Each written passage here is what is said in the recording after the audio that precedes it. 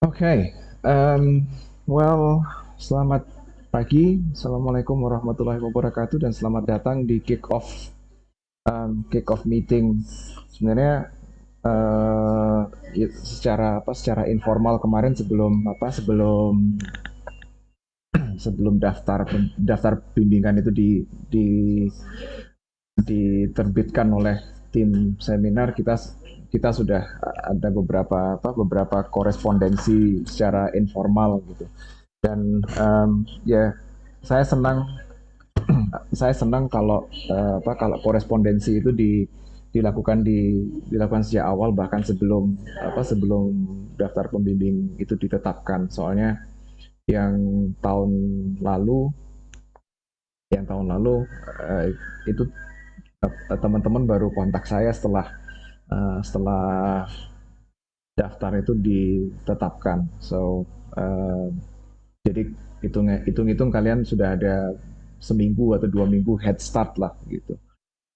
Um, saya cuma perlu menyampaikan beberapa hal um, seputar pengalaman saya dengan teman-teman seminar sampai tugas akhir yang barusan gitu. So, hmm,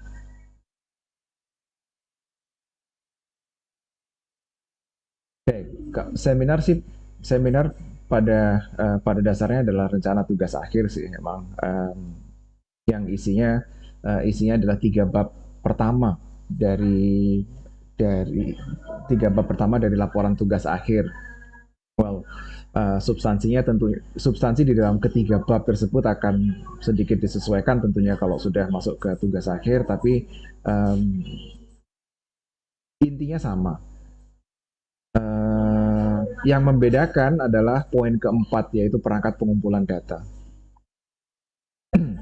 um, Perangkat pengumpulan data ini macam-macam, tergantung dari tujuan dan sasaran kalian masing-masing. Bisa berupa kuesioner, bisa berupa panduan observasi, bisa berupa panduan wawancara, dan lain sebagainya. So, um, empat poin inilah yang menjadi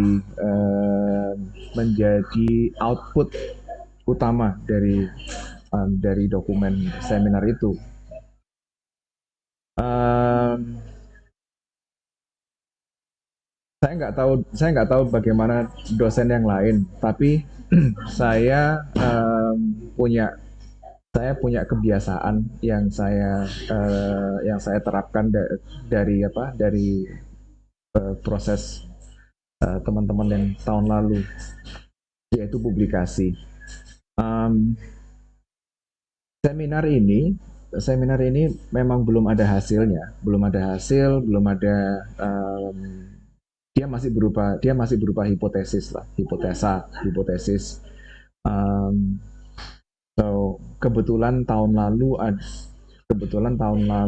itu saya dapat, bukan tahun lalu sih, semester lalu saya dapat informasi ada seminar ada seminar atau conference gratis begitu yang diselenggarakan oleh Indonesia Council. Um, harapan saya kalau harapan saya sih tahun depan akan ada acara, atau akan ada informasi acara serupa begitu. Kalau yang platform publikasi yang satunya lagi, Academia Letters, thought-provoking hypothesis that don't have yet the data to confirm or refute them. Tapi Academia Letters ini kemarin masih gratis, sekarang berbayar. So itu nanti dulu deh gitu. Kita fokusnya kalau misalnya ada seminar atau webinar di mana kalian bisa showcasing ide-ide yang akan kalian kembangkan untuk tugas akhir nanti, ya kita coba submit ke situ. Academia Letters ini sayang sekali, dia kemarin sampai 2 bulan yang lalu masih gratis. Tadi tadi malam saya cek lagi, dia ada article processing charge atau APC. APC-nya 500 dolar. So, ya mikir-mikir dulu gitu. Um, Lalu setelah nanti kalian sudah selesai sudah menyelesaikan seminar, pasti akan beralih ke tugas akhir. This is where things get interesting. Um, karena uh, naskah naskah seminar kalian adalah sebuah proposal. Naskah seminar itu adalah sebuah proposal penelitian yang sudah lengkap dan sudah teruji gitu kan. Nanti akan ada sidang seminarnya gitu kan. So yang biasanya saya lakukan adalah naskah seminar itu nanti saya kemas lagi ke dalam format proposal penelitian, entah itu untuk DRPM ITS atau program-program riset, hibah-hibah riset lainnya gitu. Kalau yang dikti LPDP saya belum pernah nyoba. Kemarin yang proposal penelitian di RPM itu saya mengajukan dua. Jadi dua naskah dari kakak tingkat kalian. Yang satu nggak nyantol gitu. Yang satunya lagi didanai oleh departemen. Tapi yang tadinya nggak nyantol itu dimasukkan ke skema upgrading TA menjadi publikasi internasional. So ini sekarang kita sedang progressing penyusunan naskahnya. Ada satu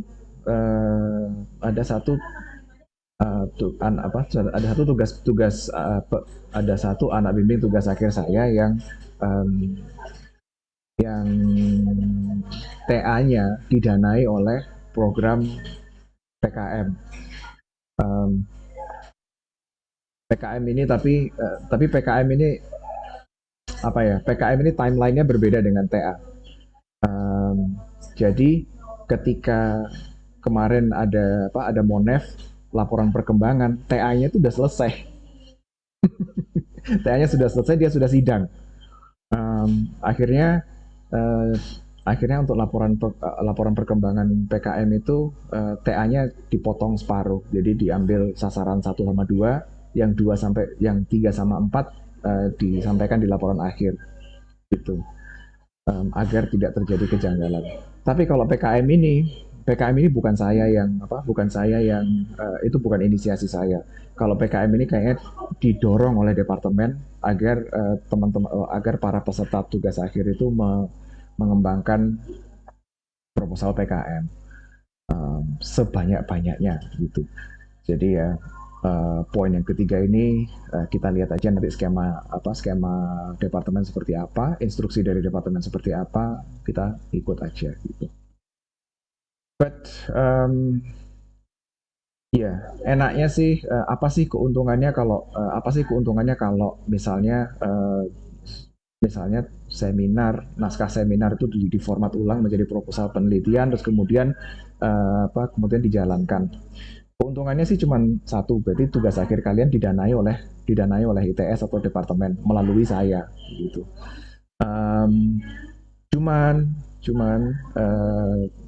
Tanggungannya jadi agak banyak karena biasanya yang nyantol sama kegiatan penelitian itu adalah publikasi, entah itu di seminar internasional atau di jurnal lokal atau jurnal internasional gitu. So ada extra work di situ, tapi paling nggak tugas akhir kalian dibiayai gitu. So tapi itu masih nanti. Yang ini kira-kira skemanya aja, skemanya yang kami terapkan, saya dan teman-teman 2017 kemarin. Kita pecah naskah tugas akhir itu menjadi beberapa bagian gitu. Ada yang udahlah Pak, saya nggak mau mecah lagi, semua sasaran saya dipublikasikan di jurnal teknik ITS, monggo, nggak apa-apa. Ada yang sasaran 1 di POMITS, terus kemudian sasaran 2 di CITES, ada yang sasaran 3 di mana gitu. extra work memang, tapi uh, rencana ini nggak wajib, terserah gitu. Kalian pengennya seperti apa, saya akomodasi aja. Ini bagian yang paling penting, yang bagian yang paling penting. Kita sudah ada grup, terima kasih kepada Raihan yang sudah membuatkan grupnya. Setback atau kendala. Kendala di sini macam-macam. Selama TA kemarin itu, selama tugas akhir, kalau waktu seminar sih alhamdulillah lancar, nggak ada masalah apa-apa. Ada satu atau dua. Jadi saya awalnya bimbingan saya itu ada tujuh, dua nggak melanjutkan seminarnya for whatever reason, gitu ya. Tiba-tiba nggak ada gitu aja. Nggak ada kabarnya gitu aja. Ya udah, nggak masalah. Yang lima lanjut ke tugas akhir. Selama pelaksanaan tugas akhir, saya terus mengingatkan kalau ada kesulitan, tolong kabari saya. Itu. Kenapa saya highlight soal setback ini? Karena dari 5 anak bimbing tugas akhir saya kemarin, ada dua yang kena COVID.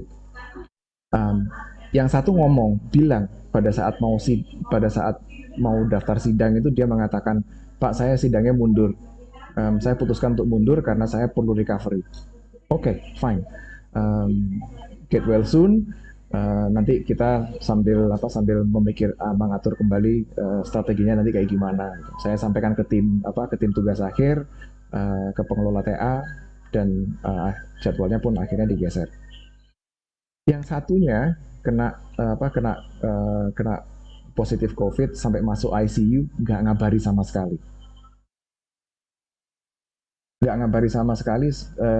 Terus tiba-tiba muncul kembali. Pak, saya mau lanjut. Ya, kamu kemarin kemana aja gitu? Saya positif. Oke. Okay. Waktu itu ITS itu ada program keringanan UKT, terus kemudian program santunan lainnya untuk mahasiswanya yang positif COVID. Jadi dari dua anak bimbing saya yang positif COVID ini, yang satunya dapat keringanan dan lain sebagainya, yang satunya enggak, karena enggak ngomong. So, kalau ada setback apapun, kalau ada kesulitan apapun, communicate, and communicate. Gitu. Kalau misalnya itu hal yang sifatnya private, nggak mau di-share ke grup, ya udah langsung japri aja ke saya, nggak apa-apa. Tapi sebisa mungkin kalau ada di awal-awal ada masalah di awal-awal, let me know. Jadi kita bisa mengatur kembali strategi sesuai timeline tugas akhir, atau kita bisa mengakses fasilitas lain, seperti keringanan seperti kalau kemarin sih karena timeline tugas akhirnya kacau. Ada timeline sidang 1, timeline sidang 2, timeline periode sidang 3, dan seterusnya gitu. Tapi yang kayak gitu-gitu itu oleh Pak Yusuf dan teman-teman di tim tugas akhir, itu disiapkan untuk mengakomodasi hal-hal atau mengantisipasi hal-hal yang tidak diinginkan gitu. Kemudian terus ada satu lagi yang tiba-tiba nggak ada kabarnya, bukan karena sakit, nggak karena apa, tapi tiba-tiba nggak ada kabarnya gitu aja. Kira-kira seminggu setelah gelombang sidang pertama itu bergulir, dia kirim email, Pak, saya mau melanjutkan tugas akhir saya. Oke. Itu menjadi tantangan tersendiri, hal-hal yang seperti itu, karena saya tanya ke dia, kamu sakit? Enggak. Terus kendalanya di apa? Ya, kendalanya adalah faktor internal, dalam arti lain faktor M, kemalasan atau alasan pribadi lainnya gitu. Dampaknya adalah di kualitas naskah sama kualitas publikasi tentunya. para penguji waktu itu mengatakan kalau sayang ini adalah fenomena yang bagus sekali untuk ditelusuri, tapi karena waktu yang dia uh, waktu yang dia uh, waktu yang dia miliki atau sisa waktu yang dia miliki itu sedikit banget. Jadi akhirnya naskahnya amburadul dari hal apa, dan waktu itu penguji pun sampai mengatakan jangankan substansi naskah, menulis nama sendiri, menulis nama pembimbing aja salah semua gitu. Jadi it was that bad gitu. Akhirnya setelah kerja keras yang cukup intensif dia selesai juga. Cuman saya nggak tahu ikut periode yudisium yang keberapa. So jaga physical and mental health. Pertama-tama itu ini. Saya perlu menegaskan kalau ini dalam tanda kutip ya, ini hanya seminar, hanya tugas akhir. Mengapa saya katakan demikian? Karena sebenarnya orientasi seminar sampai tugas akhir itu kan hanya untuk hanya sebagai portal kelulusan kalian, gitu. Tiket kelulusan, udah itu aja. So no need to stress about it.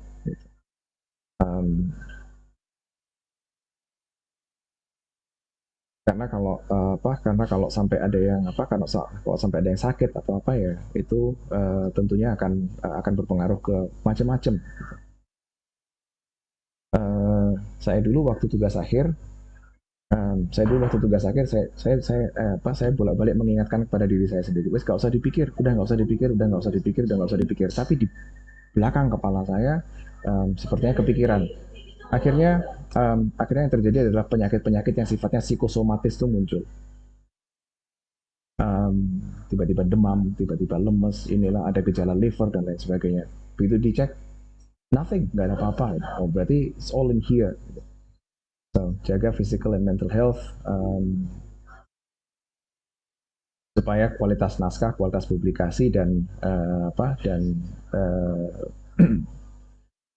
dan kalian lulus dengan gemilang gitu. Okay. Soal frekuensi ketemuan, kita ada grup. Kalau ada pertanyaan yang menyangkut kepentingan orang banyak, silakan disampaikan di grup.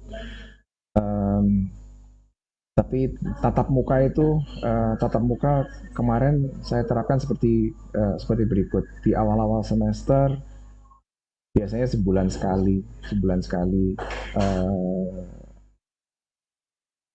Kemudian saat masuk ke asistensi, udah mulai pengumpulan data, kompilasi, analisis itu 2 minggu sekali. Ini sifatnya nggak wajib. Saya cuma menyediakan slot waktu aja. Tapi menjelang sidang dan pengumpulan naskah final, baik itu seminar maupun tugas akhir, frekuensinya saya naikkan jadi seminggu sekali. Di luar ini kalau mau janjian diskusi langsung ya silakan. Ini adalah slot waktu yang memang saya sediakan khusus untuk memonitor perkembangan, itu aja. Ada kalanya di mana pada saat masa pengumpulan kompilasi data dan lain sebagainya itu saya sudah siapkan meeting roomnya. Teman-teman tiba-tiba bilang, Pak, saya nggak bisa datang, saya masih membersihkan data dan lain sebagainya. Nggak masalah. Jadi saya bisa mengalihkan jadwal saya untuk memenuhi kewajiban yang lain. Gitu. Ini hanya berupa sebuah ilustrasi atau gambaran kira-kira frekuensi yang saya sediakan seperti apa. kalau mau di luar ini ya nggak apa-apa, nggak masalah, nggak harus. Biasanya sih Jumat pagi seperti sekarang ini ya, waktu yang saya slot waktu yang saya sediakan. Tapi minggu ke-9, mulai perbulan minggu ke-9 sampai ke-16, saya harus ngisi medlit. So dan medlit kalau nggak salah jamnya pagi, jam-jam segini nih, jam 7 atau jam 9 gitu. So we'll see about that. Itu ya, saya kira itu aja sih yang perlu saya sampaikan. Saya sudah selebihnya ada beberapa naskah di dalam folder kalian um, yang sudah saya beri feedback, terus kemudian ada yang sudah matang, ada yang masih kira-kira enaknya kemana ya gitu.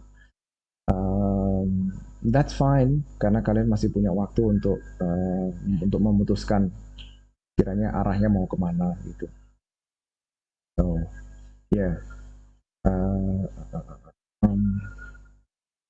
ada yang mau komentar, ada yang mau bertanya mungkin seputar seputar proses pembimbingan ini.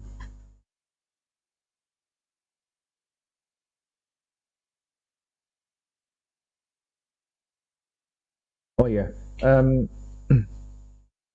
saya kalau saya kalau ada waktu senggang, saya suka uh, saya suka iseng-iseng pakai software publish or perish.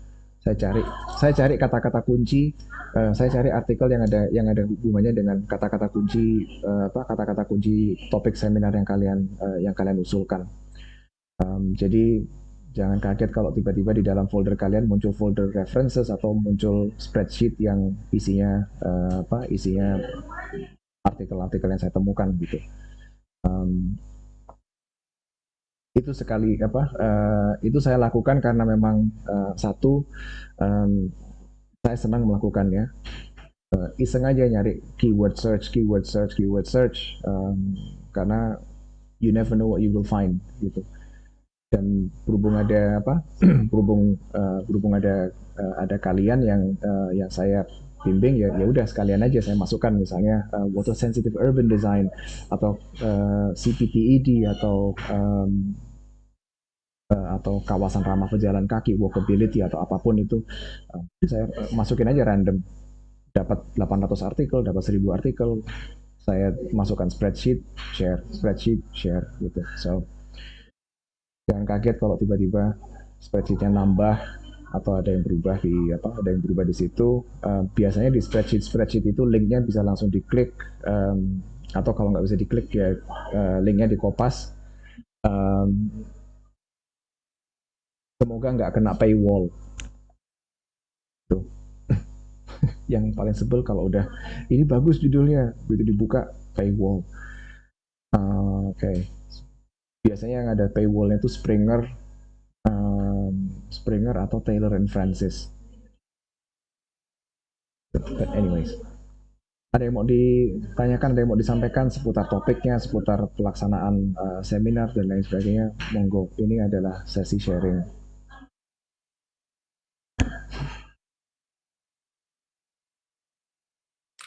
Pak, saya izin bertanya. Monggo. Ya, kemarin kan saya buka repository TS, Pak. Tapi yang kami bisa download itu cuman yang tesis saja, sementara yang undergraduate tesis tuh nggak bisa kami download. Itu kalau misalnya kami mau minta referensi tugas akhir yang mungkin dari bimbingannya pada tahun lalu, itu apakah bisa, Pak? Oke, saya punya akses ya, cuman bimbingan saya yang terakhir kemarin itu. Selebihnya yang tahun-tahun sebelumnya, sebelum saya sekolah itu semuanya udah kadung masuk ke repositori, dan yes, sayangnya repositori itu nggak bisa diakses gitu. Tapi um, uh, kalian butuhnya untuk apa dulu. Kalau untuk kalau untuk melihat melihat daftar pustaka dan lain sebagainya sih oke lah, selama topiknya sesuai gitu. Tapi kalau ya, saya kira nggak masalah sih kalau cuma untuk sekedar dibaca-baca aja gitu. Sure. Nanti saya sediakan satu folder untuk di share ke kalian semua deh. Um, Khusus untuk itu ya. Saya kira begini, dari lima bimbingan kemarin itu dari segi kedalaman substansi terus kemudian kualitas itu sangat variatif gitu. Um, yang dua saya bilang ya beginilah begitu. Sementara yang tiga lainnya karena satu PKM, satu ikut penelitian departemen, satunya lagi upgrading naskah, jadi kualitas substansi mereka berbeda. Um, yang dua ini topiknya menarik, topiknya yang bagus. Menurut saya yang dua ini patut untuk dieksplorasi lebih lanjut gitu. Sayang aja effort mereka terbentur, upaya mereka terbentur uh, faktor-faktor X gitu. But yeah, saya apa saya share deh naskah-naskah TA yang kemarin itu. Um, Dulu waktu masih ada ruang baca departemen, kalian bisa mengakses di ruang baca departemen. Tapi sekarang ruang baca di departemen di semua departemen itu dihapus, ditiadakan. Uh, jadi sumber pustaka itu semua dari ITS pusat, dari perpustakaan pusat. Sayangnya perpustakaan pusat itu tadi, repositori TA nggak bisa diakses sembarangan dengan alasan menghindari kemungkinan plagiarisme. Walaupun sebenarnya plagiarisme itu bisa diantisipasi dengan menggunakan macam-macam perangkat software, seperti kalau bahasa Inggris sih pakai Grammarly, atau Authenticate, Turnitin dan lain sebagainya gitu. So I don't see the reason. Saya nggak melihat alasan plagiarisme itu menjadi suatu hal yang ditakutkan begitu. Layanan perpustakaan ITS juga kalau nggak salah membutuhkan akses VPN supaya bisa masuk. So that's not good. But anyways, ya, ada lagi yang mau ditanyakan selain referensi dari tugas akhir tadi?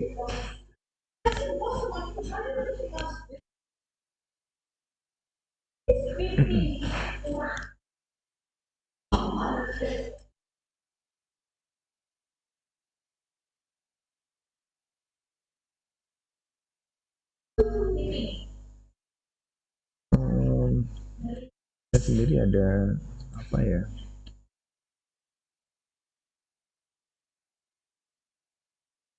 No, saya kira sih proses pembimbingan cukup straightforward. Kalian upload draft, kabari saya kalau draftnya sudah diupload atau sudah diupdate. Yang lucu kalau saya ngomentarin langsung dari Google Docs, kan kadang-kadang kalau pas kita online-nya bareng gitu, kursornya bisa kelihatan. But yeah, that's it. Saya kira waktu kemarin ngedit dan komentarin draftnya Raihan yang kita ketemu beberapa kali di situ. Well, anyways, tapi proses ini saya kira cukup jelas. Intinya adalah kalau ada setback, terutama kalau ada kesulitan, let me know gitu. Karena let me know supaya kita bisa mengatur strategi dan langkah-langkahnya gitu. Oke. Saya kira itu aja sih kick off meeting untuk pagi hari ini. Kalau masih ada yang mau disampaikan, monggo silakan.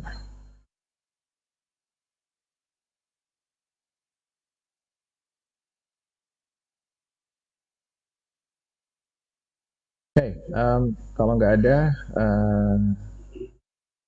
saya kira kita bisa cukupkan sesi ini sampai sekian dulu.